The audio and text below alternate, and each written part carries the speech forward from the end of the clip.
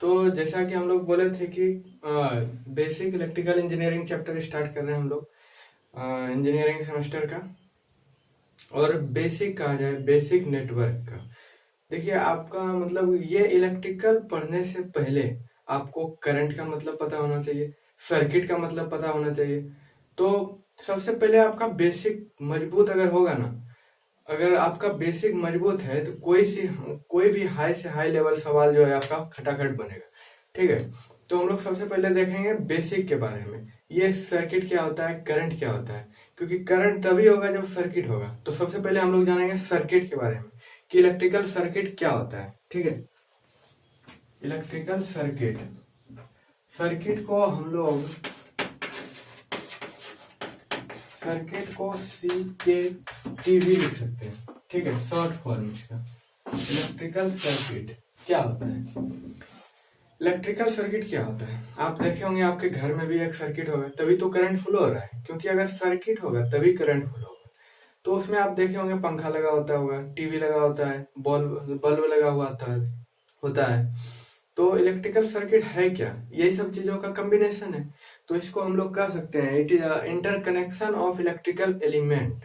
पंखा electrical element है, bulb जो है वो भी इलेक्ट्रिकल एलिमेंट है, टीवी वो भी इलेक्ट्रिकल एलिमेंट है। तो हम लोग कह सकते हैं उसी का कनेक्शन जो है इलेक्ट्रिकल ये सर्किट कहलाता है। तो हम लोग इसको लिखेंगे interconnection of electrical element.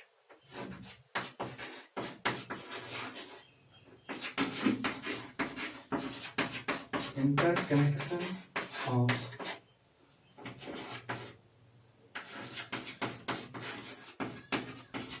electrical element is called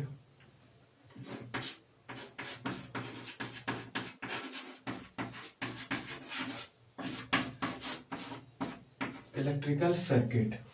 ठीक है, तो इसका एक एग्जांपल हम लोग देखते हैं। मान लेते हैं बल्ब जो है हमारा, बल्ब ले लेते हैं,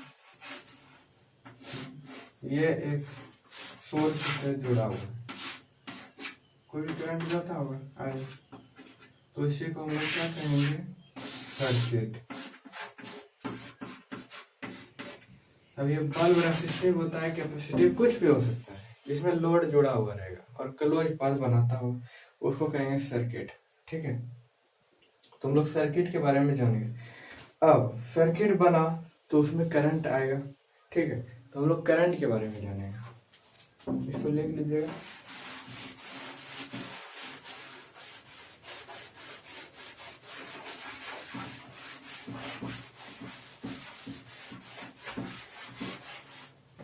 अब हम लोग देखेंगे करंट, यार चल नहीं रहा।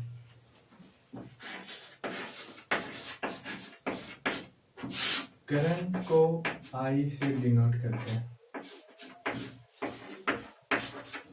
करंट क्या होता है, बहुत आदमी बोलते हैं फ्लो ऑफ इलेक्ट्रॉन, लेकिन ऐसा नहीं है सिर्फ इलेक्ट्रॉन की वजह से ही आता है। आप 11th-12th में भी पढ़े होंगे, करंट इलेक्ट्रॉन और होल दोनों की वजह से आता है। ये कन्वेंशनल है होल वाला, मगर आता है। ठीक है, तो ऐसा हम नहीं कह सकते हैं कि it is a flow of electron. इसको हम लोग कहेंगे ये चार्ज का फ्लो है, rate of change of charge is called current. एक टाइम में कितना चार्ज किसी क्रॉस सेक्शन एरिया से पार हो रहा है वही करंट होता है। ठीक है, तो हम लोग करंट का डिफिनेशन लिखेंगे, rate of change of charge is called current.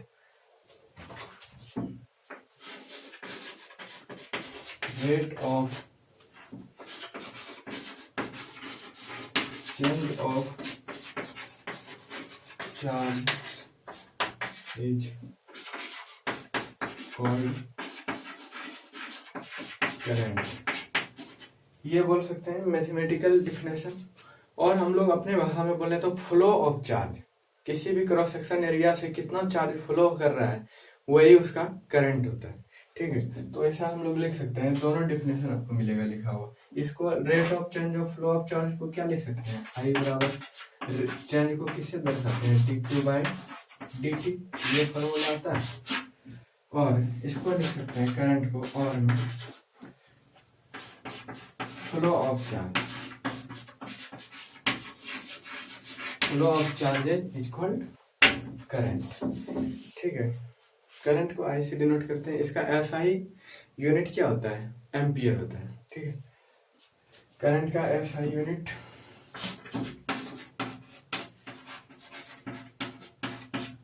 क्या होता है? एम्पियर होता है।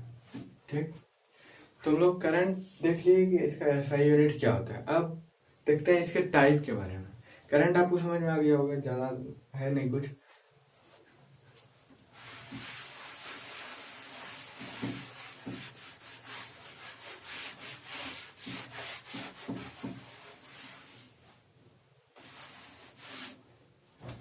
अब इसके टाइप के बारे में देखते हैं।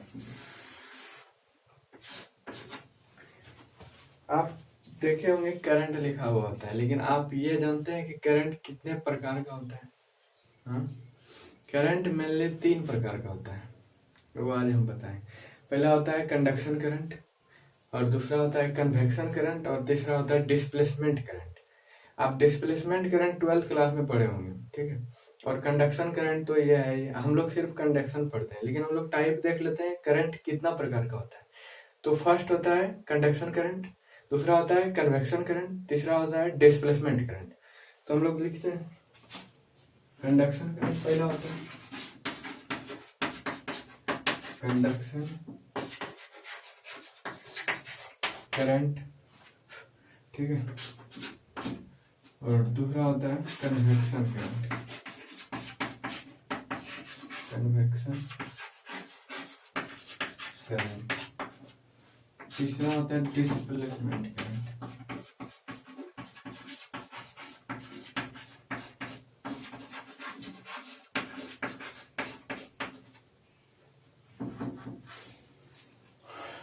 ठीक है, कंडक्शन करंट, कन्वेक्शन करंट और displacement current.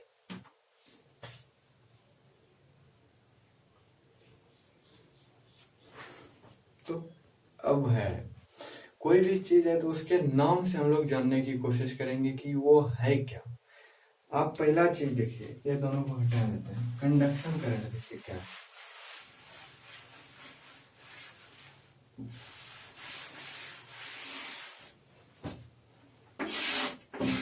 What is conduction current? So what is conduction current? So that current which required to conducting medium to flow, मतलब कि इसको फ्लो करने के लिए एक कंडक्टिंग मीडियम की जरूरत होगी, तो वैसे करंट को कहेंगे कंडक्शन करंट। ठीक है, तो वैसा करंट जिसको कि फ्लो होने के लिए, प्रोपेगेट होने के लिए एक कंडक्टिंग मीडियम की जरूरत होगी, उसे कहेंगे conduction current.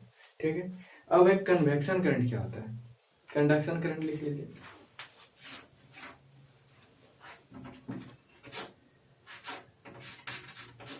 Which current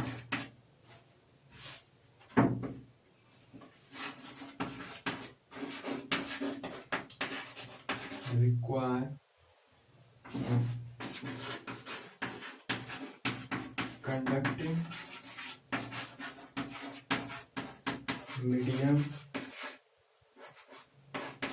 to flow is called conduction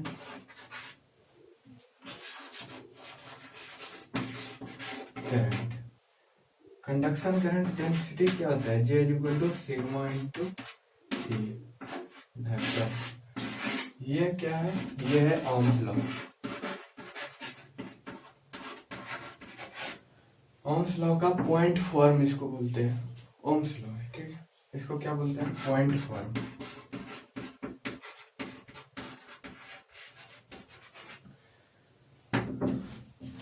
अब देखिए ना, जे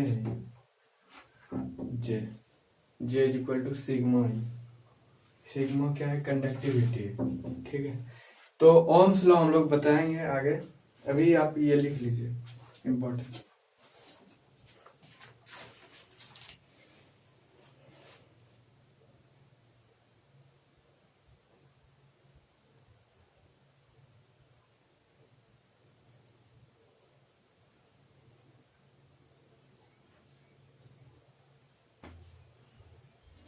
ठीक है, हो गया। आगे निकलते हैं। कंडक्शन हो गया, अब कन्वेक्शन करंट देखते हैं।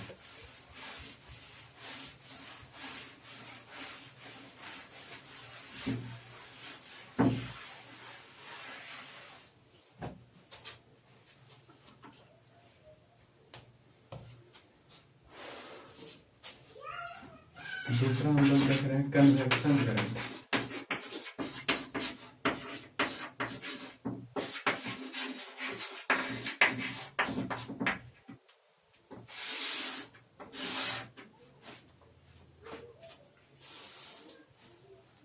कन्वेक्शन करंट आप लोग देखे होंगे, ये तो कंडक्शन करंट तो देखे ही घर में, अभी भी आप देख रहे होंगे लाइट जो जल रही है वो कंडक्शन करंट की वजह से जल रही है। लेकिन कन्वेक्शन करंट भी आप लोग देखे हैं।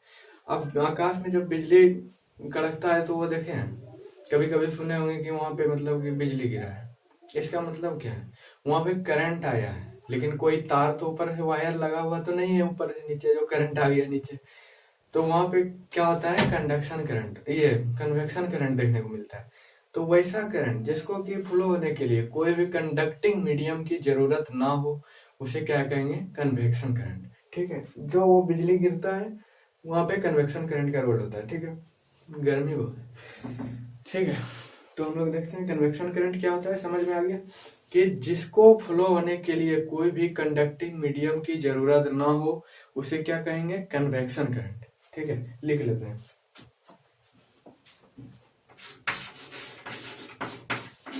That current which not require any conducting medium, conducting medium is called convection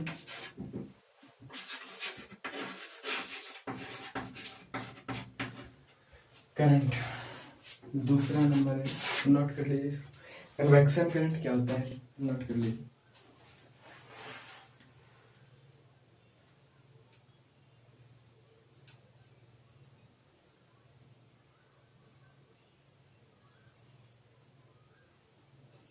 ठीक है, हो गया। अब लास्ट देख लेते हैं डिस्प्लेसमेंट करंट।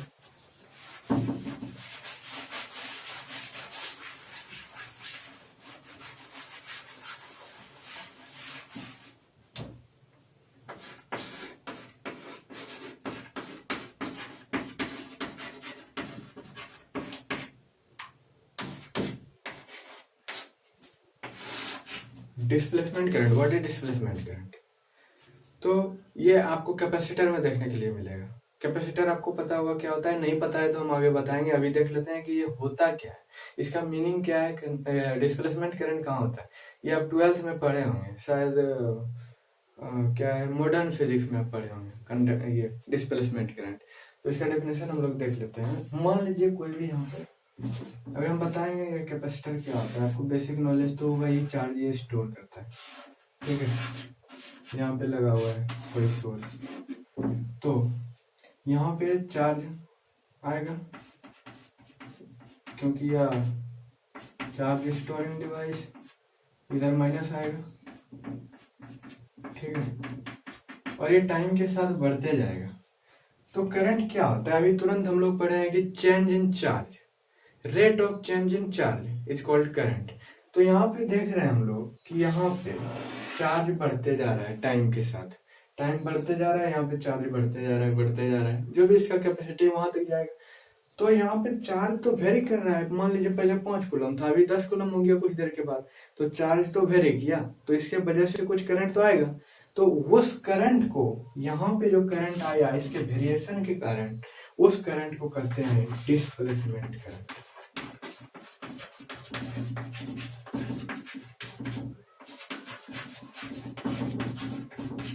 इसको क्या कहते हैं, डिस्प्लेसमेंट करंट। और यहाँ पे वायर जो करंट है उसको क्या कहते हैं, कंडक्शन करंट।